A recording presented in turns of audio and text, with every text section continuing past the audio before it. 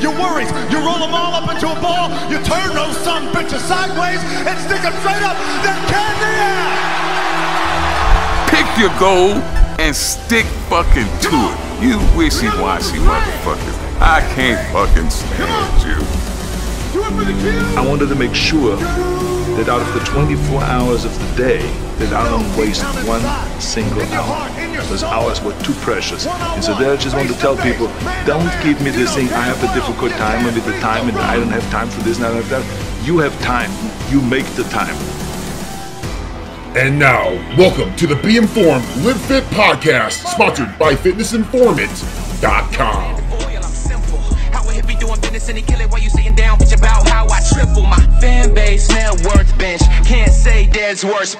All right, guys, what's going on? Welcome inside the Be Informed, Live Fit podcast. I'm your host, FitnessInformant.com president Ryan Buckeye, episode 6, featuring the CEO of NutraBio, Mark Glazier. This was the 2017 brand of the year, NutraBio, over at FitnessInformant.com, and rightfully so. And a little funny story on how I discovered NutraBio. It actually came out when Mark recalled Jim Stepani out, because Jim had called NutraBio out about some of their labeling tactics, we'll call them, or their labeling procedures that Jim didn't agree with. Well, actually, Mark then did a rebuttal video on YouTube explaining exactly the breakdown of his protein. And this is the first that I've seen and heard of NutraBio. And this was several years ago, and they've been around 22 years. But this was the first I've ever heard of them. I watched the video, and I was super impressed with the poise and the technique and educational and the delivery that Mark had about his product and how much he believed in it, that I thought to myself, for the first time ever, I'm going to spend, I think at that point it was like $59.99 for a 5-pound tub of protein. I had not spent that before. I was one of your price-conscious consumers back in the day. But at this point, I was like, I'm going to test it, I'm going to try it. And ever since then, NutraBio has been one of my absolute favorite brands, and rightfully so. They are fully transparent. They disclose absolutely everything in their products. They continue to innovate their products. They continually make their products better for the consumer. They just came out with a natural line. Their pre-natural, which is sweetened with stevia, I believe, is just as good, if not better, than their normal pre. So this is what they're doing in terms of innovation and renovation of their product line. So it was super awesome to have Mark come on the show today to chat with all of us and all of you about the NutraBio story, where they came from, where they started. They started in his garage. Very, very cool story. Mark never had a background in this industry. He was in karate, and he wanted to find a way to fuel himself and athletes, and then started slinging subs out of his garage. And now it's turned into one of the most reputable, one of the most sought-after companies in the fitness and supplement industry, because their products are that good. If you check out FitnessInformant.com and you go to the brands page and go to NutraBio, you're going to see that all of their products that we've tried and tested are rated super high, because they don't cut corners. Their products are priced maybe a little bit higher than some that you're used to seeing, but that's because they're quality products, and you need to price your products to pay for them, but you also need to make sure you price your products in which people can afford them.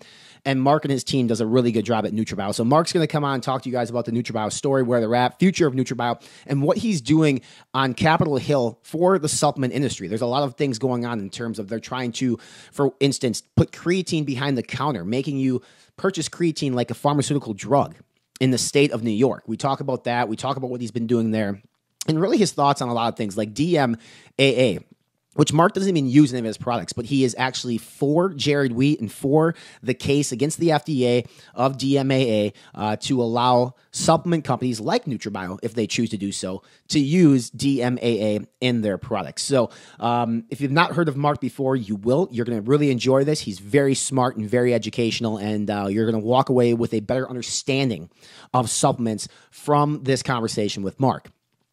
We also have Josh Schall and Shane from Stacked today. So normally it's Shane. Shane comes in from Stack. We talk about supplement news. But the big story this week in supplements was EAS, a legacy brand, a brand that was once one of the biggest brands in the industry, now owned by Abbott, decided to go ahead and shut their doors, stop manufacturing, and be done. And they're in Walmarts. They're in Targets. You see them still all over your retail stores. Not much of an online presence. Not much of a marketing strategy, you could say. So Josh, myself, and Shane sit down and have a good conversation on EAS. Josh is an MBA in the CPG industry. I'm also an MBA in the CPG industry. And then Shane obviously been covering the supplement industry since 2007 or whatever it is. So it's a really good conversation talking about a legacy brand in EAS. If you're interested in the business of sports supplements or just interested in business in general and supplements in general, I think this is a really good conversation that we had together to talk about the demise of EAS. So with that being said, I'm going to wrap up this intro. I also want to let everybody know that the official $8,000 8-week transformation challenge has started as of yesterday, Monday, July 9th, and it's going to go through August 30th. I am participating myself. I'm going to try to bulk, put on some size, and put on some weight. It'll be a lot of fun for me. Very, very, very big shout outs to our huge sponsors, Redcon One, Sparta Nutrition, MTS Nutrition, NutraBio, and Blackstone Labs at the gold level sponsors. Nutrex Research came in at the silver level. Massive thank you to them. And then our bronze level sponsors, which are just as important too, Subs.com, Jabra, Olympus Labs, Core Nutritionals, Merica Labs, Iron Inc. Fitness, Cage Muscle Supplements, and I believe Jabra is another one. So we have a lot of really good companies supporting this. There's a lot of good prizes that a male and a female are going to walk away with after these 8 weeks. But most importantly, more than anything else, is that everybody who signed up in this challenge, and if you actually participate and put forth the effort, you're going to walk away a better version of yourself, and you're going to love yourself for it. We're going to be here to motivate you and support you. Be sure you subscribe to to this podcast on iTunes. We're also on Spotify now, Google Play, and on YouTube. Rate, review us as well. Let us know how we're doing on iTunes. That'll help with the logarithm to get us up top so more people can discover this great podcast. So I am going to sign off, send it over to myself, Shane, and Josh to talk EAS. And then after that, the CEO of NutraBio Labs, the one and only Mark Glazier. For the last 2 decades, we have been the best kept secret of the supplement industry. We've kept our heads down and worked. We pioneered full label transparency and full therapeutic doses because we believe that truly hard work requires truly effective tools. 2 decades is a long time to commit to one pursuit, but when you act with purpose and become centered in yourself, eventually you realize that you were born and bred for this.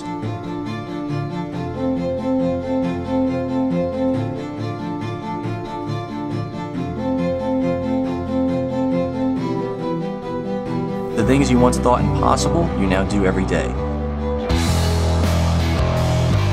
We don't like the easy way, it just doesn't feel right. We'll take the long, hard road over a shortcut any day. It takes longer, sure, but in the end, you know you earned it.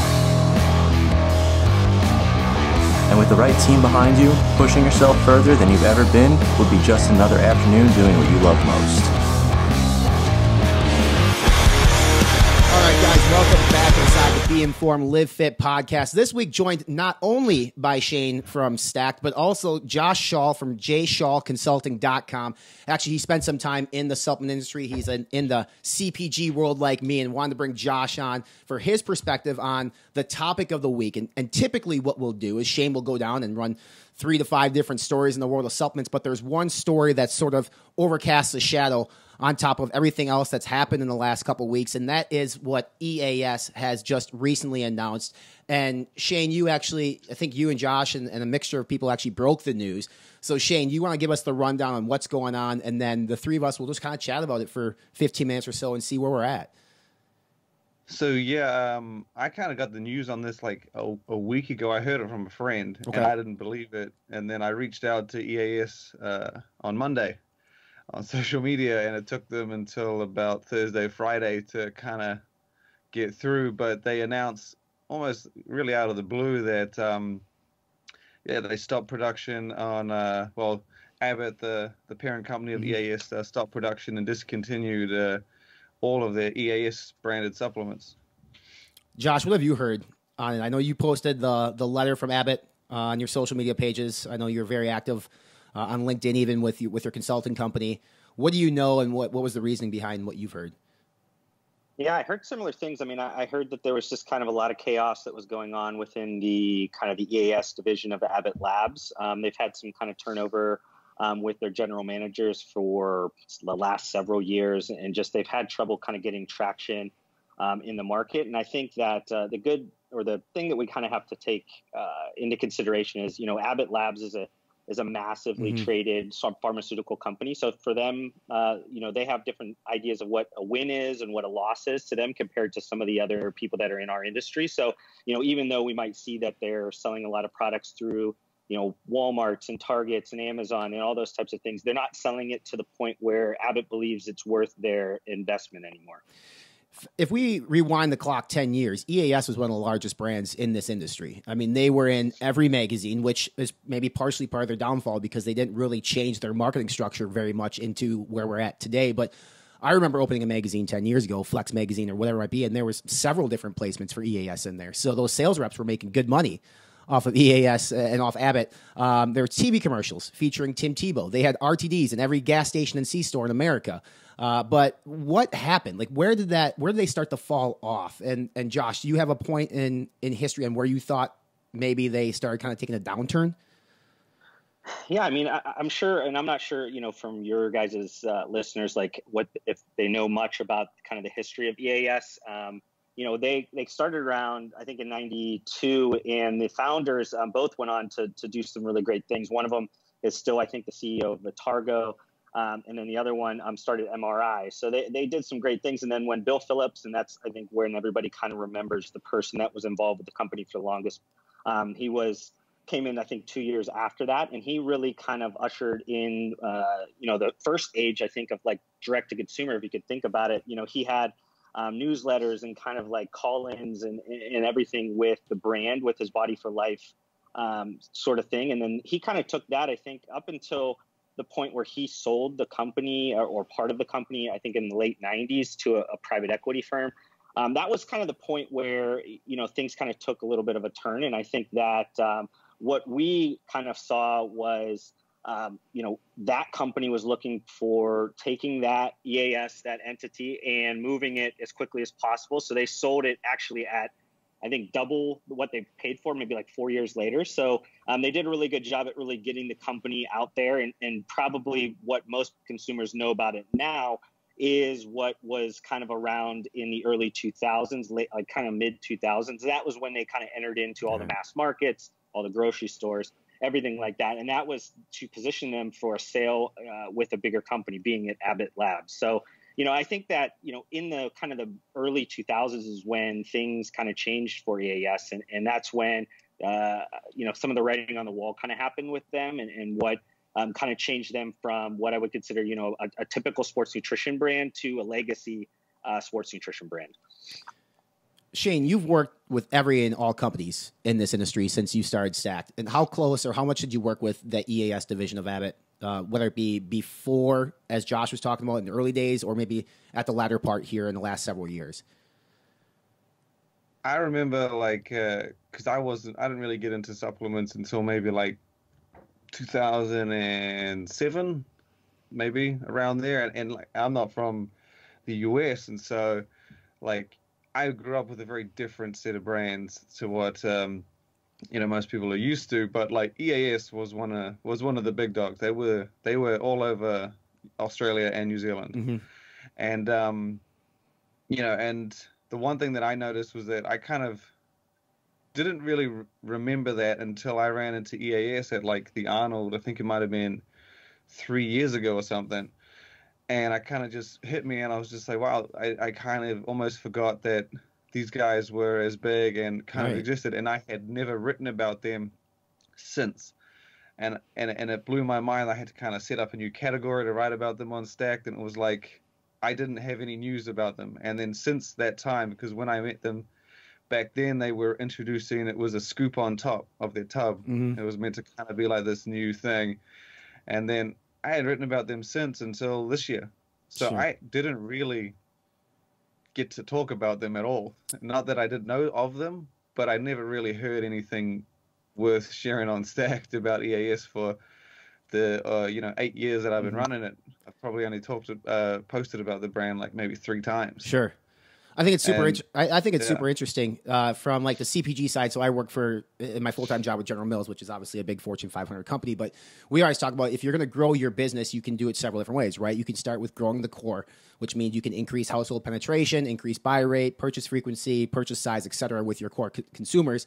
Line extensions. I don't know if they did that. I don't think they did a good job with that because I thought their marketing was kind of terrible. In terms of innovation, another area you can grow a company if you do it well incrementally.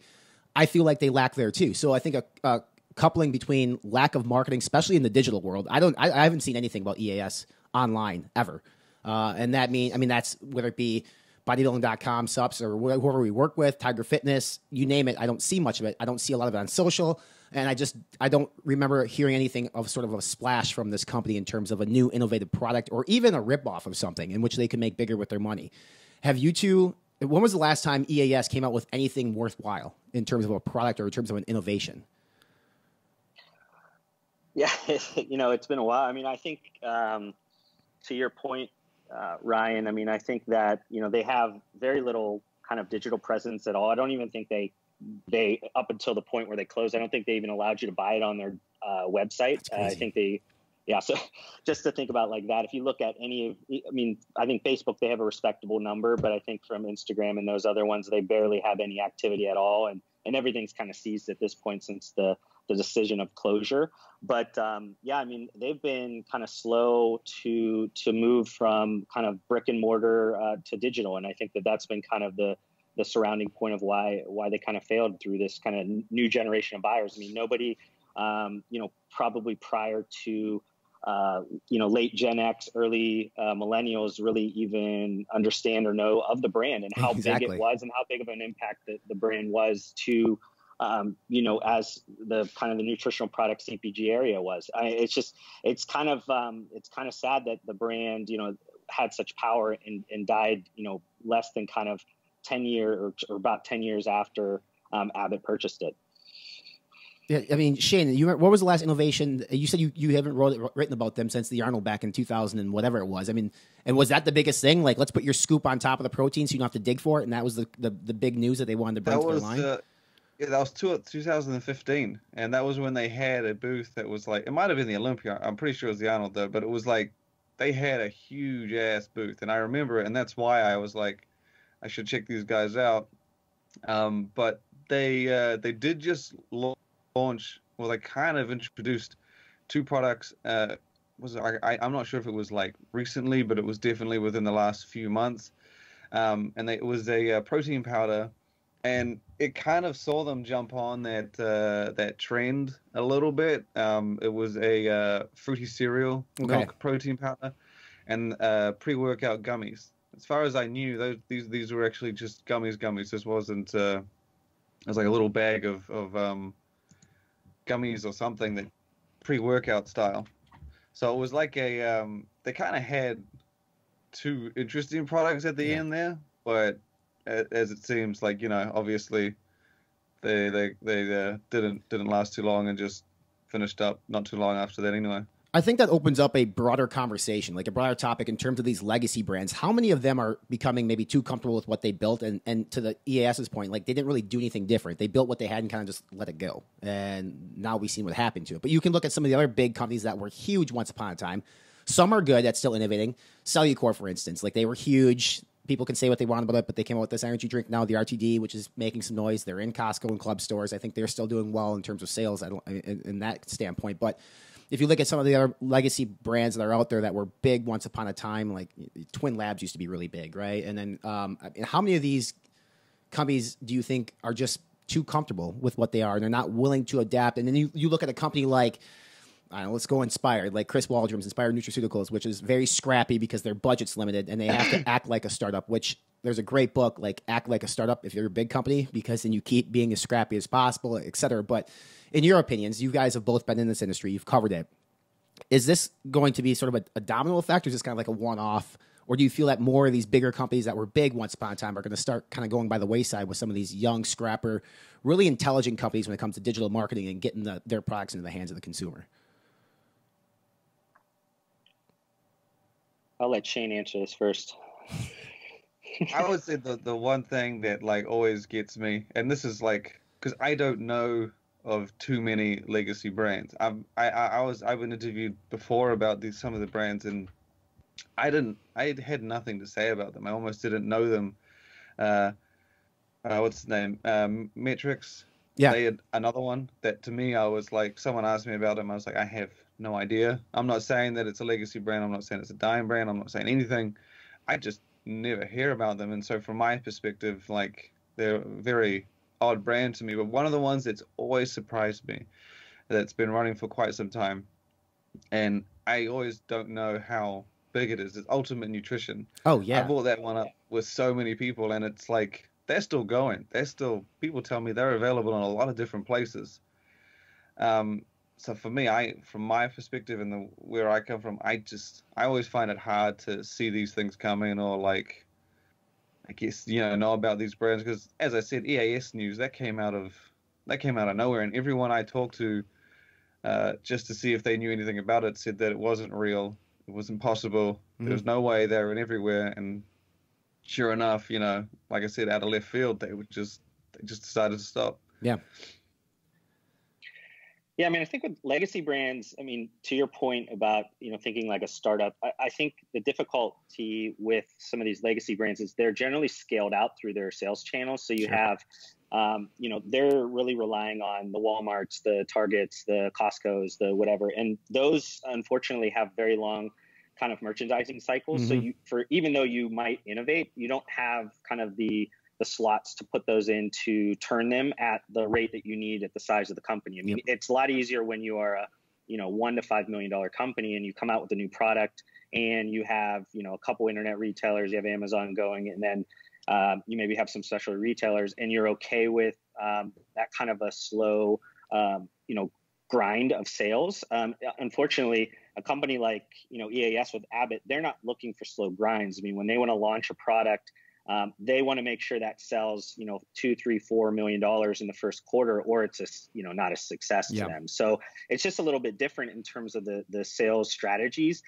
There hasn't been a brand at this point that's been able to kind of prove that you can take digital and kind of go full force with it and kind of get it past that $50 million mark. And I think that's where a lot of these brands change. I mean, when you get up to a certain revenue level, you have to, unfortunately, kind of, go into mass, or go into grocery, or go into convenience, or any of those types of things. And those are a much different sales cycle than what a lot of these brands are used to. So they have to think about kind of their products as in more of a legacy approach to it, because they need to make sure that that product's going to be around for 1, 2, 3, 4, 5 years, because they've already had to pay so much to get into that slotting of merchandising and those types of things. So it's not so much where you could kind of, especially retail, you call up Joe from the corner and he's going to say, yeah, I'll take 2 or 3 or a case of it.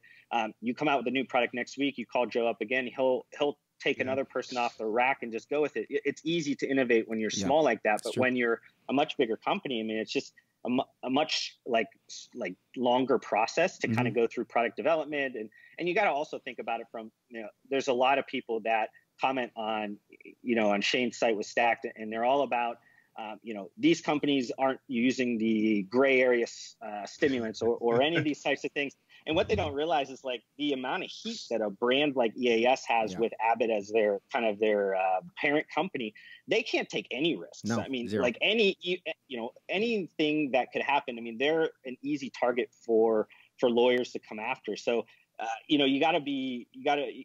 they have to kind of think about it in a way like, match up the brand and the market to how much they can kind of innovate through their product development cycle. So, I think these are just totally different, like, comparisons. I mean, thinking like a startup, obviously, there's a lot of things you could do from marketing and go-to-market strategies and all those types of things that you can definitely do. But I think from product side, it's probably a lot more difficult because you have to kind of create these quote unquote A SKUs or legacy SKUs that you want them to be around for, 5 years, like a C4 or anything. Like they haven't, had to reformulate the original C4 in so long. And it's great for a retailer like a Walmart or something, because they don't have to worry about changing UPCs and having different products come all the time. I mean, it's just a consistent product. People know that they could come a year from now and it's still going to be on the shelf. Yeah, you make a good point, because I don't think a lot of our listening audience is going to understand. When you sell into somebody like Walmart or Target or even Costco's or BJ's. Like, you sell in twice a year, basically. There's like 2 store resets, and it's not like Joe down the corner where they can just take off one product and put another one on. It's not that simple. And you're selling to a different consumer. Like, you're not selling to me and the two of you buying it. You're selling it to a buyer at a company in which you have to prove to them that this is going to turn. It's going to have a good velocity, and it's going to have good margin. So there's a lot to it. And you mentioned the slotting fees, the NIFTA fees that these companies have to pay. It's an extraordinary amount of money that they pay to Walmart and to Target and these other companies to just put their product on the shelf. And that's a huge investment. So that was a great point that, I mean, I'm glad you brought up. And most people probably don't understand how their groceries got on the store shelf in the first place. And it's a huge, complicated process, pricey process for sure. It's interesting. I mean, it's sad to the point where, like I said, I've seen EAS when I first started kind of getting into fitness and supplements. I thought they were huge. I saw them in every, that was like my RTD to go to when it first came out. And then Muscle Farm came in, and now everybody has an RTD. But hopefully this isn't a domino effect. I mean, I like these legacy brands to stick around. I think that there's a lot of history there with them, but we'll see. It's 2018. If you don't have a digital presence, or it's going to hurt you. But I think most companies should know that, and most companies have a good digital presence at this point, at least the ones that are thriving, the Redcon ones. And Mark Glazier is going to be on the show here today. NutraBio is doing really well with their educational content through digital and their relationships with brick and mortar. So I definitely appreciate you guys both coming on and talking about this. I feel like this is a really good thing for us to shed some light on for the listening audience and for people in the industry that may not know both sides of the coin. And I think you guys both provide different perspectives on this subject. So thank you guys for coming on. I think we should do this again. And Josh, we definitely need to get you on it, and we could talk a little bit more of the business side of supplements, because you spent some time with Muscle Farm and some others in the industry. So you know quite a bit that you can share with myself and with Shane and the listening audience as well. Yeah, I'd love short story time. Whenever you guys need me to come on and add some color commentary, let me know. Yeah, absolutely. Well, it's Joshua Schall. He's a consultant. It's Jay Schall. It's SCHALL, right? Correct. .com is his website. Shane, STACK3D.com. All the supplement news that you guys need. Appreciate you guys stopping on. We'll talk to you soon. Don't you hate when your protein powder doesn't mix properly? Redcon 1's 100% whey isolate, isotope, tastes great, is the absolute highest quality, and of course, mixes well. No shaking required. All right, what's going on, everybody? Welcome inside the Studio FI. I'm in Minneapolis. The man I'm talking to is out on the East Coast. He is the CEO of NutraBio Labs, Mr. Mark Glazier. Mark, I haven't talked with you since September at the Olympia, man. How you doing? Doing great. Thanks for having me today. You know, watching the last couple series you're getting ready for. I'm excited to see Chris and see what he had to say and a few of the other people that you can do with this. I think it's terrific bringing industry insiders out to the public to see what's going on out there. Trying to. That's the goal. And for those of you watching on YouTube, you can see Mark. He's in his office, in his lab in the background. He's got some cool chemistry type.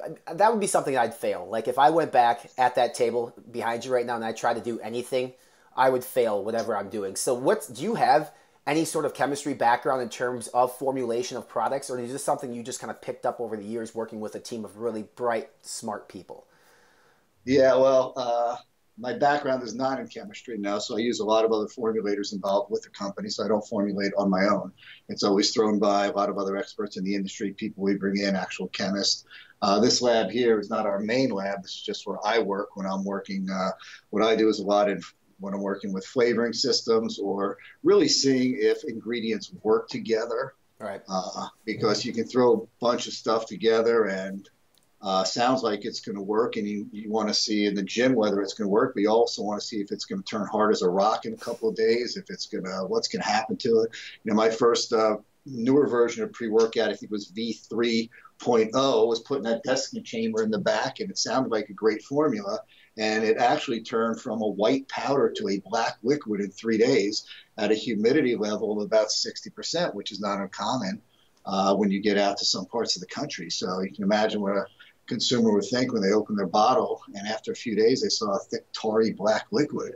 And we boiled that down to DMG that was in the product that was reacting. So, you know, what I'm doing here is I'm watching a lot of things and how they react together to make sure that what we're left with is what we want. You know, if you mix 4 or 5 things together, they can, you know, you get a little moisture becomes the catalyst in the product, and it can cause a reaction between things. Once it gets past me and here, then it goes out to a full lab that's going to study and do a lot more with a lot more expertise than I do. Sure. Well, I'm curious, man. 1996, NutraBio, you launched it. prior to that, did you have any affiliation with any supplement type of companies or dietary industry within the dietary industry that got you interested in starting your own line? No, I wasn't affiliated with anybody. I started NutraBio in 1996, but I was using supplements, and it was a big part of my life prior to that. So I was in the martial arts. I think you know my background. Yep. I had schools along the East Coast here, and I worked a lot with supplements, with fighters, with my team to try and get better performance out of them in the ring, to try and see how we can strengthen them, give them better endurance. So that's what it is. I started weight training when I was about 12 years old. Okay. So I'm 55 years old now. So I've been doing it a long time, and I started martial arts training when I was 6. So my whole life has been based around physical fitness, physical performance, and supplementation became a big part of it back probably since I was about 16 years old. The first diet I was on was the Bruce Lee diet of drinking raw egg whites and orange juice because he did it, you know, not realizing salmonella and other issues we have. So the whole life is based on training, working out, athletics, and supplementation. And that's what happened in the early years. I was doing so much of the supplements in my basement. I was actually in a garage for my team and for the fighters and so on, that I was actually creating formulas on my own in a garage and doling them out like almost like a drug dealer in little white protein by 50-pound bags of it back then. And so that's really how I got into it. It was more of a passion for performance and seeing how supplements could really change the performance of a fighter. And that's what really got me passionate about this. First SKU you ever released? First product that you ever released? First I ever released is probably whey protein isolate, just pure and raw. I think we released whey protein isolate and whey protein concentrate at the exact same time, about 5 or 6 products at that time. Yeah,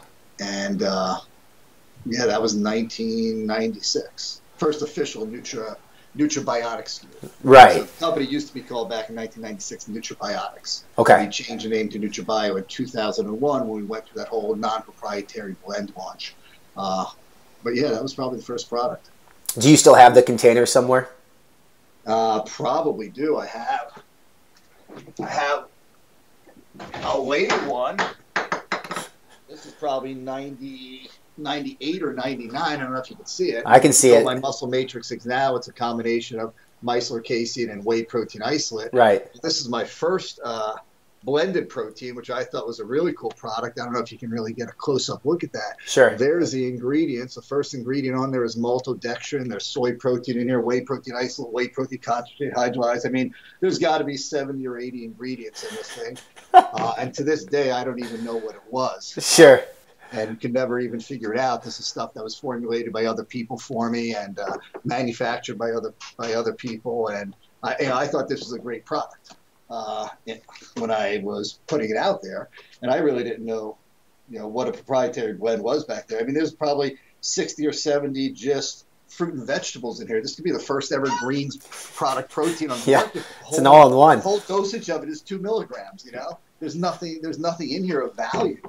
That's what I started to see back in probably 1998, 99. Okay. That these products that I had, not just the pure whey isolate, but then within a year, about 6 months, we did a bunch of blended products, men's product, a women's product, a multivitamin, for this particular protein, a nootropic, and a lot of those had proprietary blends in them. And I was preaching the gospel out there that a lot of people still preach it.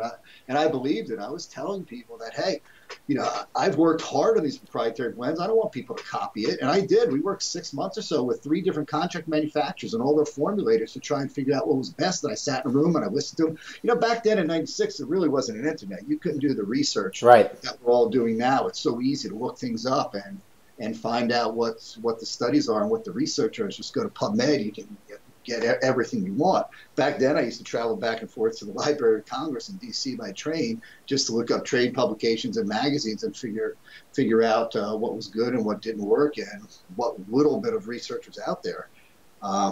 And by 1970, 1998, I wanted to reformulate some of these products and see if I can make them better. And I didn't know the formulations. Some of the ingredients were listed on there, but most of them were in prop blends. And that's when I kind of figured this whole thing out. I had to sue, or at least get an attorney, after 3 different contract manufacturers to try and get my own blends. What was in these blends that we worked so hard on? And when I finally got them, I realized there was nothing in them. You know, these proprietary blends that I was pushing. And by the way, it was devastating to me, because at that time, probably 90% of my customer base were students of mine from the schools I had across the country. So people who actually believed in me at the time and were taking the products because I was recommending it. You know, it was you know, a passion of mine when I taught them martial arts, so they knew that they would believe in me when I was giving them supplements. And I realized I was a snake oil salesman. There was nothing in the damn products. It was garbage. If something had to be, you know, 5 grams, there could have been 10 milligrams in there, you know, and that was kind of a crush to me. That's why I've been, you know, so passionate about educating consumers over the last, you know, 17 or so years. I've done close to 2,000 seminars out there. And you know, one of the biggest complaints when I come out of my seminars is people say, you know, you never even mentioned NutraBio. You never talked about your products. You never talked about anything about your company. And that's because I get so into it. You know, I'm really trying to educate consumers. I want them to understand what's going on in this industry, what the scams are, what's happening out there. Because, you know, people look at a supplement and they think it's like food or a candy, you know. So what if it's not perfect, if it's not great, it's a little cheaper than this one when we put it in my body, but it's a drug. I mean, all these ingredients we're putting in our body are drugs. You know, it can affect us. So when you get a supplement that doesn't work, I mean, at best, you're just not getting the improved performance that you wanted to, and you're wasting your money. At worst, you're actually losing performance. You're hurting your body. You know, you're taking away from it. And you know, I learned that in the early years. Luckily, I learned it 2 or 3 years in to starting in this industry back in the early 90s. And you know, that's why I've been on this kind of lifelong project of educating and looking into more and more of what's happening in the industry and trying to get people to know what's going on out there. So in terms of prop blends, and we've seen a shift, and you guys played a huge integral part in the shift from prop blends to a full transparency, fully disclosed labels. There are still companies that utilize prop blends today, and their argument is going to be to what your point was earlier. We're trying to protect our formula. We made such a kick-ass formula. We don't want somebody to copy this. Is there any merit at all to that argument? No, very, very little. And by the way, I don't attack companies that do that, because, you know, there's still companies out there. I meet guys all the time that are excited like I was to get into this industry. Right. And they go out and they hire a contract manufacturer and they put out a proprietary blend product, and they really believe that concept that I did, you know, 20 some odd years ago. I mean, some of these people really, really believe it. And I meet them in the street and I start talking to them and I explain it to them. I had 3 or 4 of these conversations with the brand new owners at the Olympia this year, young kids that were just gung-ho onto this. They truly believe that that was fact. It's not, you know. I've got to test every one of my products. How do I do it? I send a sample to the lab. I tell them the 5, 10, 20 ingredients that are in there. I say, test these 15, 20 ingredients and tell me what's in there. If you want to know my formula and it's a prop blend, you send my bottle to the lab. Everything's listed on the label. The ingredient must be listed on the label by law.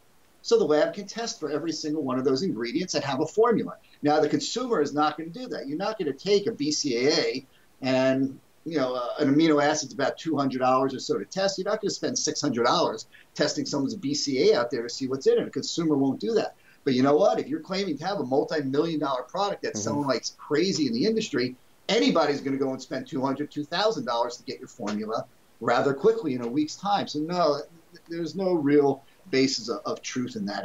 It's hype.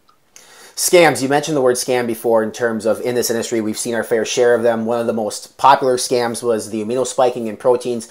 One of the questions that we got from NutraBio Nation, which is an awesome group for those listening and watching. If you're a fan of NutraBio, they actually have a group page in which Mark actually interacts with anybody and everybody who asks some questions. But the question we got is, do we see amino spiking anymore today in protein powders? Does it still happen, or because of everything that happened in the past to sort of, you know, bring the wrath down on these companies, it's non-existent? You know, it's a major problem out there. It seemed to die down a little when a lot of the class action suits started, but unfortunately, there's no regulation of it right now.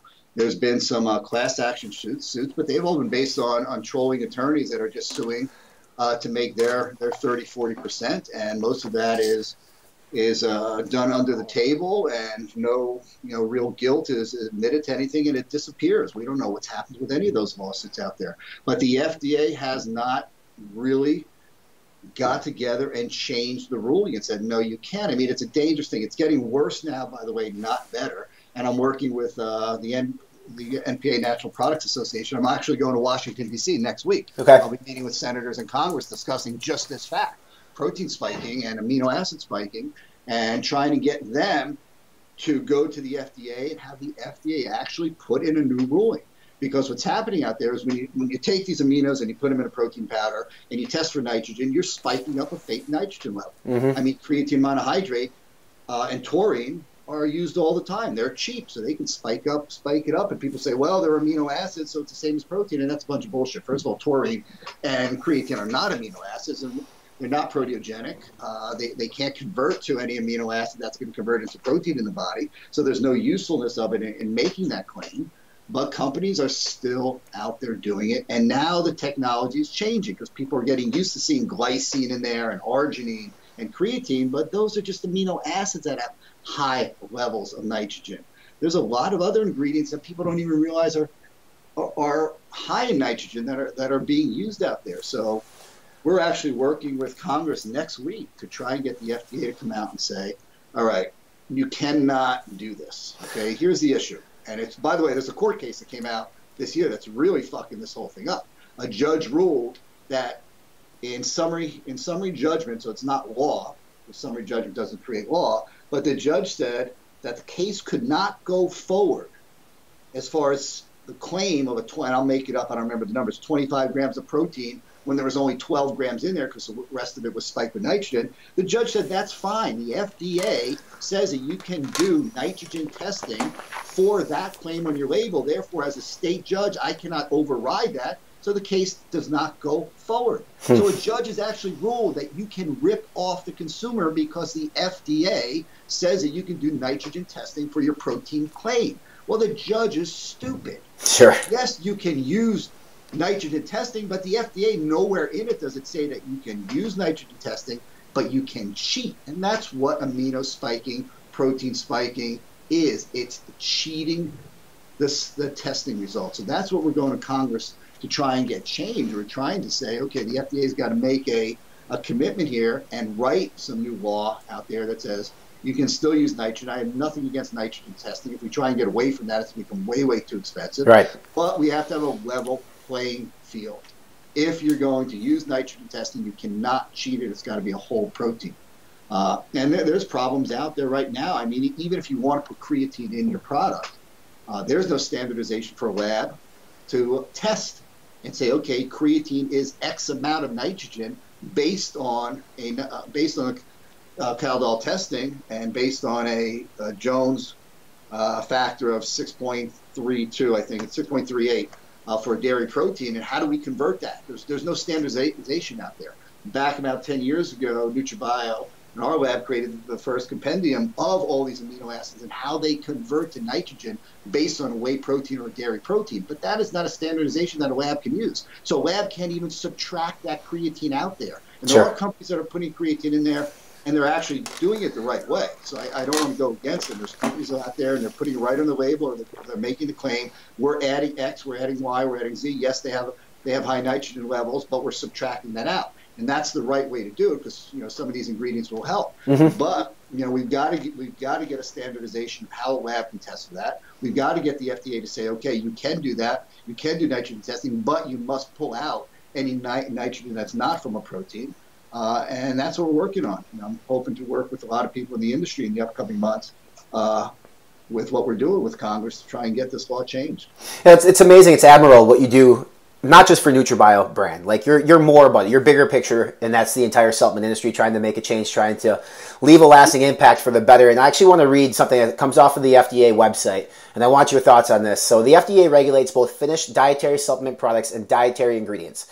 FDA regulates dietary supplements under a different set of regulations than those covering your conventional food and drug products. What does that even mean? Well, there's multiple sets of laws. There's dietary supplements, there's foods, and there's two sets of regulations. CFR 111 is for dietary supplements. CFR 211 is for pharmaceutical drugs. So there's three different sets of full regulations for each of these three: food, pharmaceutical, and dietary supplements. Up till 1994, there was no definition. Dietary supplements didn't exist. They were in no man's land. You know, it wasn't a drug. It wasn't a food. You basically did what you wanted to. The Shea Act of 1994, for the first time ever, defined what a dietary supplement was: a amino acid, a botanic, anything that basically supplements the protein, a vitamin, not the protein, the daily intake, vitamins, minerals, amino acids, botanicals, and so on. And it was the first time that it actually defined what a dietary ingredient was and what a dietary supplement was. But the Shea Act also created the ability for GMP regulations to be put in. And in 2008, the GMP CFR 21 Part 111 for this industry was actually put in. So that law of the Shea back in 1994 was very, very important in starting to create the dietary supplement industry. But the laws weren't passed for regulation until 2008, and that's what you're talking about, 21 CFR Part 111, which regulates how we utilize ingredients, how we manufacture ingredients, how we test our ingredients, how we test final products of the ingredients, how we stop cross-contamination. Every single aspect of this industry, of the manufacture of a dietary supplement, is actually regulated. How regulated actually is the industry? Because the reason why I ask is, so I've had a conversation with a publicly traded company just last week about flavoring profiles and would they ever partner up with a dietary supplement company to basically license their trademarks. And their response to me was no, because the dietary supplement industry is not regulated by the FDA, to which I said, well, technically it is. But it really seems like the FDA doesn't necessarily step in until something bad happens when it comes to dietary supplements. Yeah, well, there's two issues there. First of all, nobody knows that it's regulated.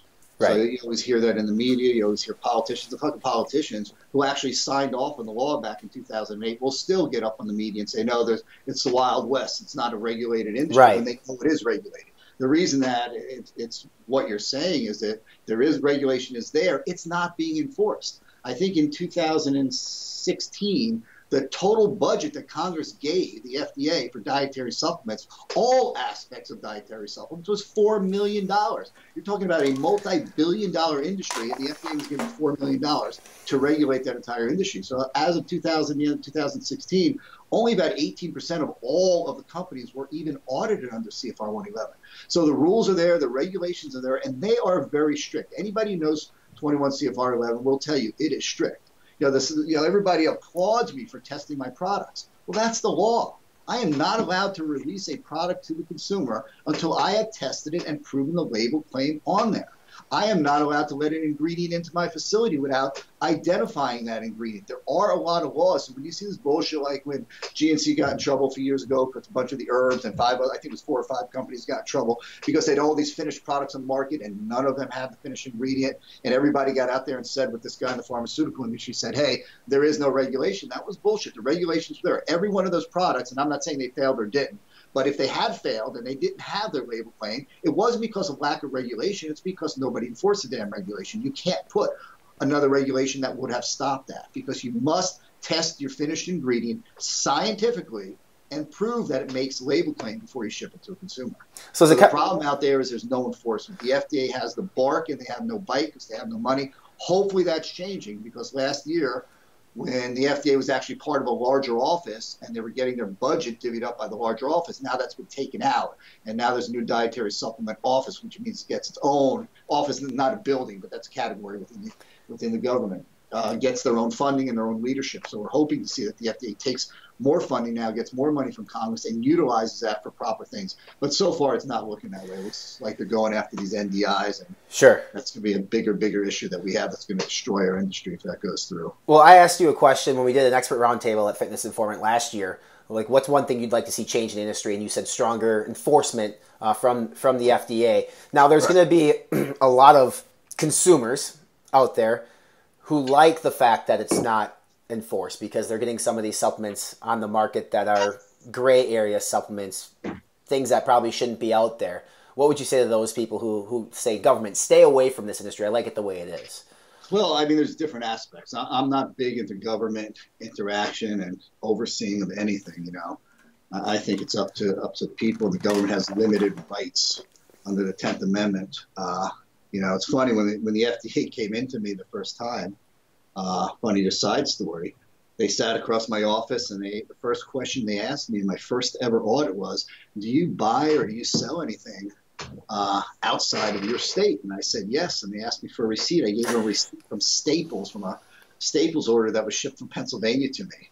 And their answer was, by the Commerce Act, the 10th Amendment no longer applies, and now the FDA has jurisdiction over your facility here. That's how they got into my facility. So I don't like any government interaction, or oversight, but I think it's important in this industry. There's multiple parts here. One is the manufacturing, the GMPs. I believe, as hard as that is, and as much as that costs me to follow the GMPs in my facility, that it's extremely urgent, and every single consumer should want that, because that's the part that's saying you've got to test your ingredients. You have to qualify the manufacturers of your ingredients. You have to know what you're putting in the product. You have to stop cross-contamination. You have to prove all of your processes from beginning to end in your facility, and you have to prove your product to the consumer is what it's supposed to be, and that's very important. No consumer should ever be against that. I think what consumers are against is the FDA stepping in, and this is what I'm against too, and saying, "Oh, you can't have that ingredient. That's not a dietary ingredient. You can't have DMAA." And that I don't believe in. And DMAA should be out there. I love the fight that Jarrett Weed is fighting against that.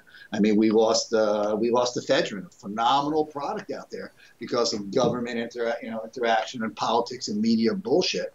And that was just a fantastic ingredient. So I don't believe that the government should get involved in that aspect of it. There are laws out there. The SHAE Act is really good that already tells us what we can and can't have. And yeah, we have to prove newer ingredients are safe. And, that's important to the consumer too. There's a lot of shit coming over from China right now, from black market manufacturing facilities, SARMs. I'm not going to judge anybody taking a SARM. I'm not going to judge a SARM itself, but I wouldn't touch that stuff. I wouldn't let my child take it. No good manufacturers are manufacturing with it anymore. Sure. It's all coming in from China. It's all coming in with different names on it, no regulation. The manufacturers in China that are making it are bullshit manufacturers. It's like buying a drug in the street. You don't know how it's been cut up or what's been done to it. The same thing with DMAA and DMBA now. We don't know what's coming into the country. It's being mislabeled coming into the country. It's getting past customs because the FDA doesn't want DMAA in here. It's a scary thought of what can actually be in your product. So, although I'm against it, and when you're putting something in your body and that can act as a drug in your body, it can kill you or make you perform better or not perform better. I'm kind of for it, and I shouldn't be, because it's adding 20% onto my cost in this facility to be a full GMP facility. Not this bullshit, GMP certified, whatever. You get GMP certified, you're following the bare minimum, that the FDA requires. But if you're really following this and you're doing it the right way, your costs go up. Yeah. To make sure that your customer gets exactly what you're promising them. So I guess the big story here for everybody listening and watching on YouTube is Mark, it's bigger than NutraBio. It's an industry-wide thing that you're out there trying to do your best to help change, protect, make sure that consumers are buying products that's actually hopefully helpful for them, not harmful. And two products that are actually behind you. And if people are watching on YouTube, you can see this. They're in a white container. They're actually part of your natural series that you guys just launched here in 2018 with the Pre and the Intra Blast. I was lucky enough to try both of them, the sweet tea and the green apple. I will say this. I am not a fan of green apple, but you guys killed it on flavor for green apple. And I've had stevia sweetened pre-workouts before, and they're all garbage. Every single one was garbage until I tried yours. And that's truthful. Like, you couldn't tell it was a stevia-based pre-workout at all. It tasted normal, which was fantastic. This is big stuff for you guys. Tell me a little bit more about those two products in particular and the entire Naturals line and what you foresee that doing for you as a brand. First of all, I appreciate that. Great compliment coming from you, because I know you test a lot of products and try a lot of products.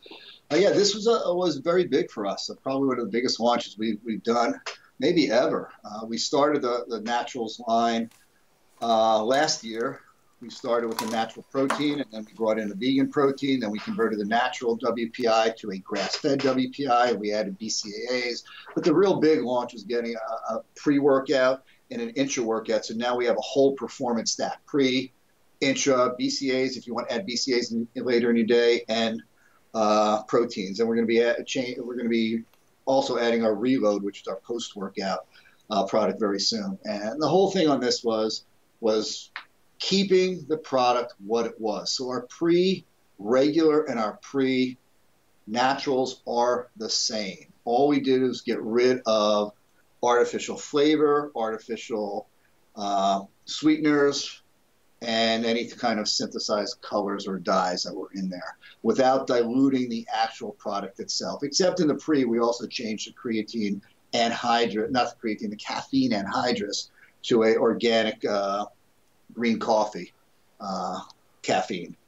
So that was the only other change, but they're still fully functional. The exact same pre is 28 grams of hard-hitting ingredients, 6 grams of citrulline, 3.2 beta-alanine, the same formula. That was important to us. Now, it's interesting to talk about the flavor because I turned down the flavor on this. That's what I'm drinking right now, by the way. Mm-hmm. I turned down the flavor on it probably close to 100 times because we wanted to really make something that tastes good. Our BCAAs are really good. Our proteins are really good, but they're being totally reformulated now over the next 2 months to match the new flavoring system that we developed that went into the pre and the intra. And the reason you like it so much is all that bitterness from the stevia is gone.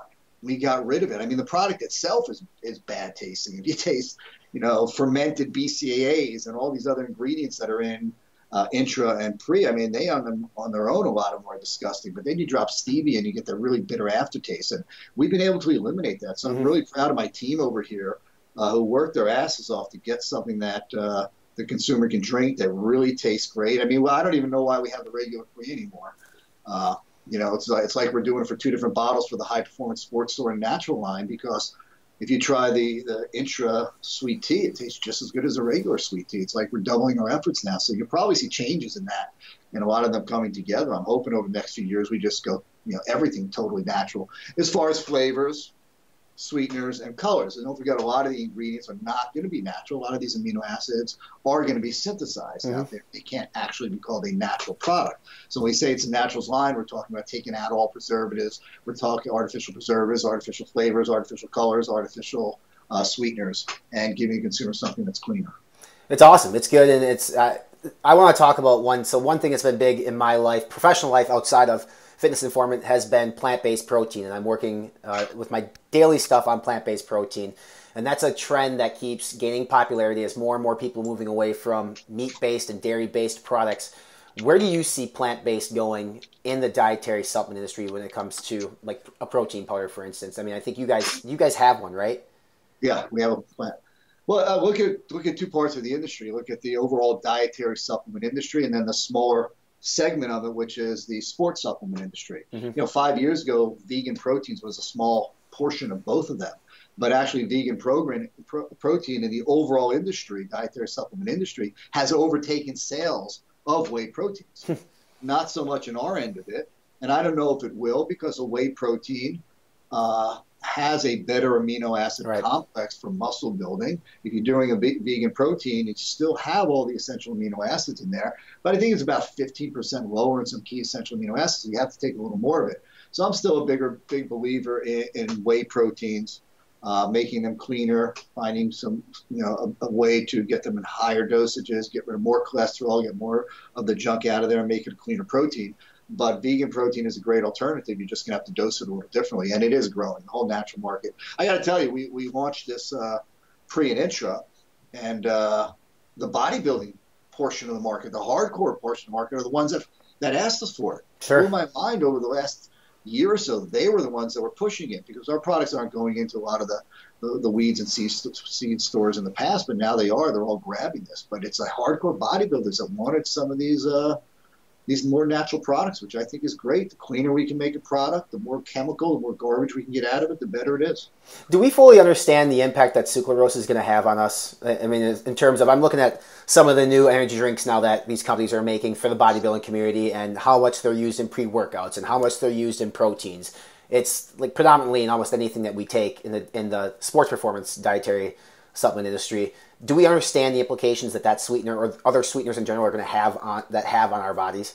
I don't think we do. I don't think we know the long-term implication of it. It's just like GMOs, we're trying to make things cleaner and better and get rid of stuff like that, but we don't know the long-term impact of it. So, I don't think there's a real answer to that. I mean, if you go look on blogs on the internet, you're going to find half the people saying it's fine, half the people saying it's bad, both claiming different studies in this and pulling out the FDA. And this employee of the FDA was hired by this company after they legalized this and all that. And it's a web. We spent over 10 grand back in 1998 hiring researchers just to figure out whether sucralose and these sweeteners were good or bad. And the answer we came up with back then was we had no freaking clue. It's just like excipients, I've taken back in 2001, I took all the excipients out of all my products. Titanium dioxide, stearates, magnesium stearates, silicon dioxide, all that shit that's in all these capsules. You look at a capsule or a tablet, and you look at the other ingredients, and you see all that stuff under there. I'm not going to get into the argument whether any of these are toxic, because everybody says they are. Other people say they are. Some are considered carcinogens. I don't get in the argument. I just take it all out of the product and keep the product as clean as possible so I don't have to worry about it. Yeah. I want to talk about another product in which you guys are going to be releasing, I think sometime this summer maybe. And there's a lot of, when we're recording this, there's a lot of noise around this product right now because I've been hearing there's been a 3-hour workout involved and you guys were killing weights the other day, and there's some sort of mega pre-workout that Mark has formulated over at NutraBio that's going to kick ass out of any other pre-workout you've ever taken.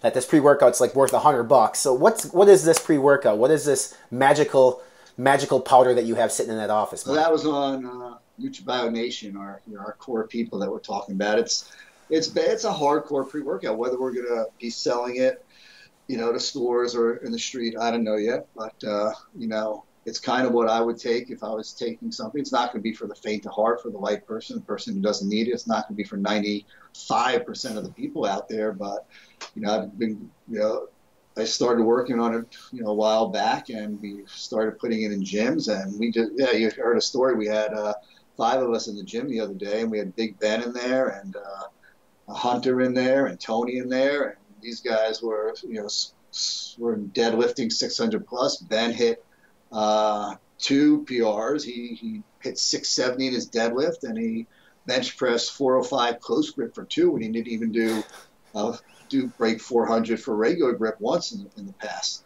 Now, we trained for 3 hours. The energy was there. The focus was there. It wasn't just a stimulant. This isn't, we're not talking about coming out with a super stimulant and dropping all this crap in there to just as a CNS stimulant. It's focus, it's drive, it's energy straight through. And it's not ready yet, but we're releasing the first one of it just to NutraBio Nation probably in the next few weeks or so. Like I said, I don't know if it's going to go out in the street eventually, but it's for our closest customers, they're going to be able to get a hold of it. Well, you mentioned before that it's not for 95% of people. I would actually argue that pre-extreme probably isn't for like 80% of the people because it's good. Pre-extreme it's hard hitting energy, so it's going to be 1.5 times pre-extreme, 2 times pre-extreme. Could you put a? It all depends. It's not done yet.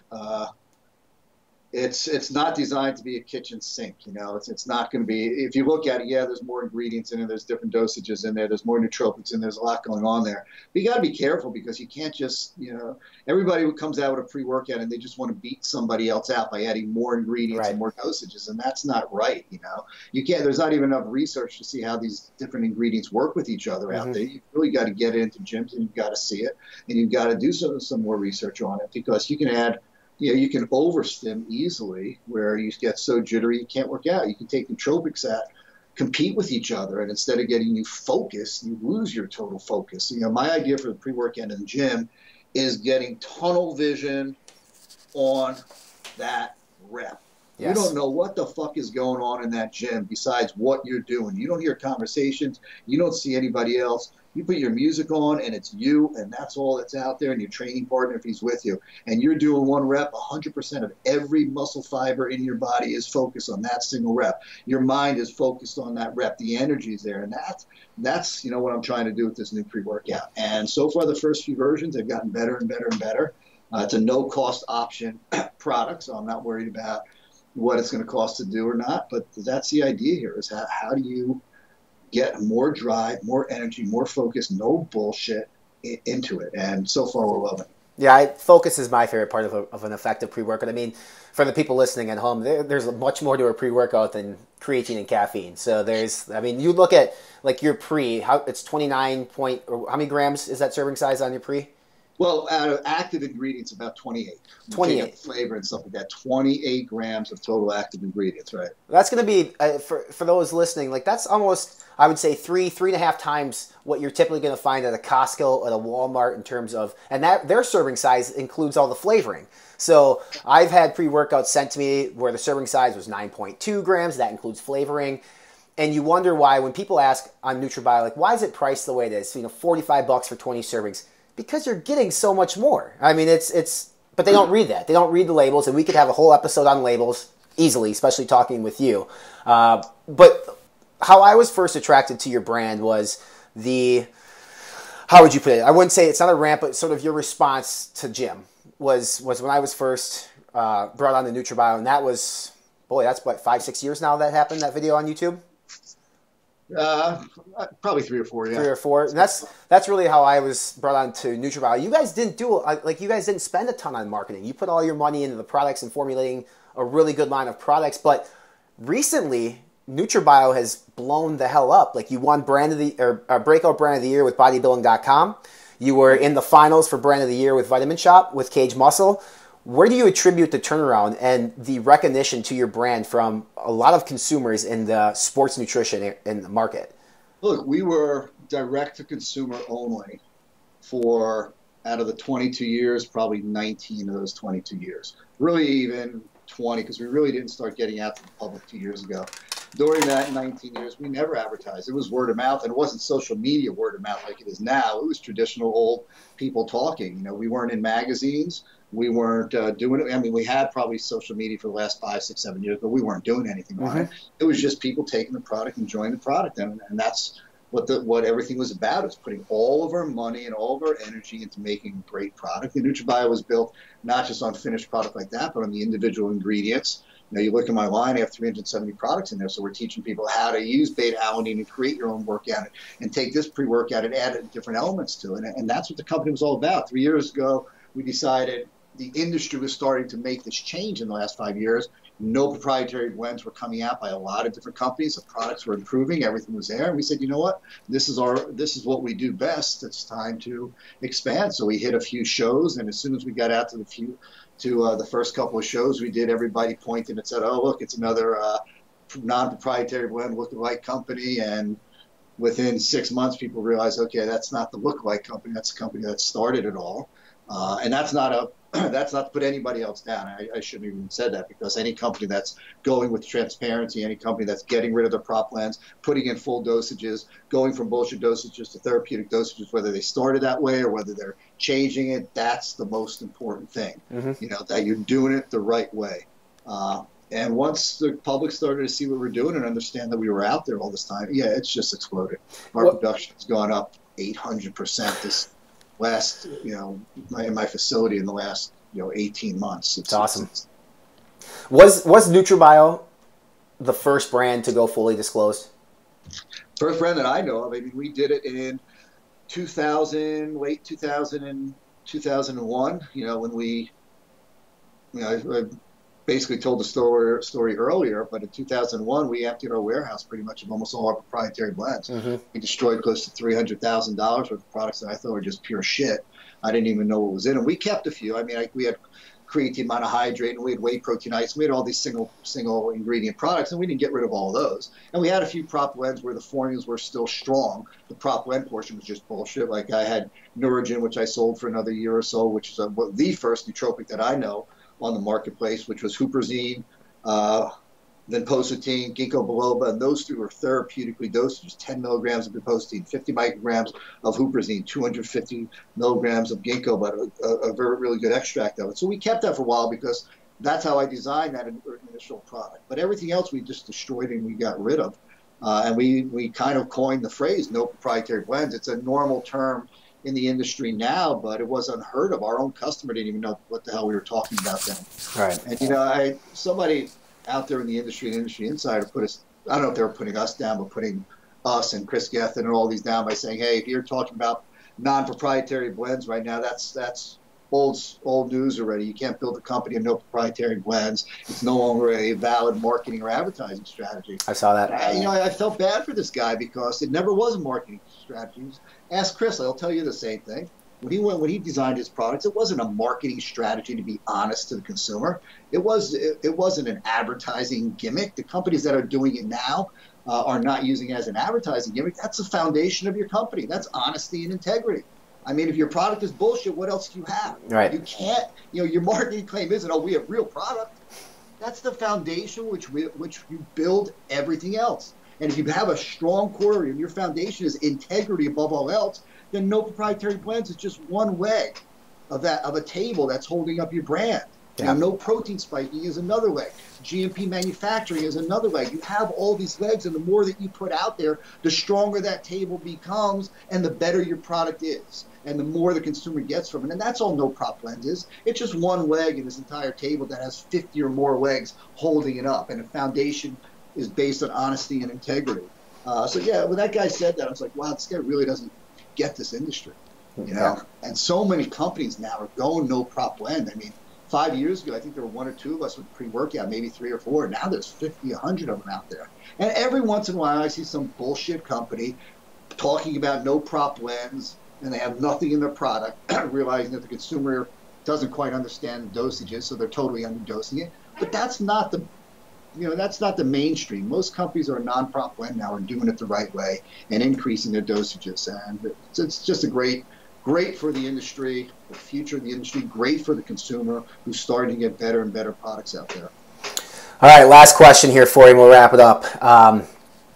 What's next for NutraBio? You said Reload for the natural line is coming next. Beyond that, is there any nuggets you can share with us that you're working on? Any little teaser for the people listening? Yeah, our big thing is this year is our nootropic. We launched the first nootropic back in 1996. And we got rid of it a little bit after, like I said, 2001 when we stopped producing the product. Then it was a capsule form, and we didn't want to do capsules anymore because of the excipients. Mm-hmm. And now it's to me, it's a very, very important part of everything I do. So I take nootropics every single day. I make my own formulas here. So that's going to come out this year, and it's going to be a no bullshit serious. We're testing the hell out of it. We're trying to see how we can get the most focus. It's not just going to be a caffeine product out there. We don't need any more stimulants out there. We're taking enough during the day. Yeah. It's how to really, really get that focus in the mind, get that clarity, be able to improve your memory. So we're really, really working. That's going to be our big, big push for this year. Also building our natural line, playing around with this new pre-workout. But that's just a little side thing that we're doing. It's fun. Yeah, it's great. I mean, so we're coming out with a few new products like that. They're going to be small. They're not going to be marketable products that you're going to be selling millions of them out there. But for that small core group of people that's really got up to that level, we're going to start developing some products for it. We're not going to make any money off of it because we're not going to be able to manufacture enough of it. But I think we owe it to the customer to put something like this pre-workout on the market that's for that small percentage of the that really could use something like this.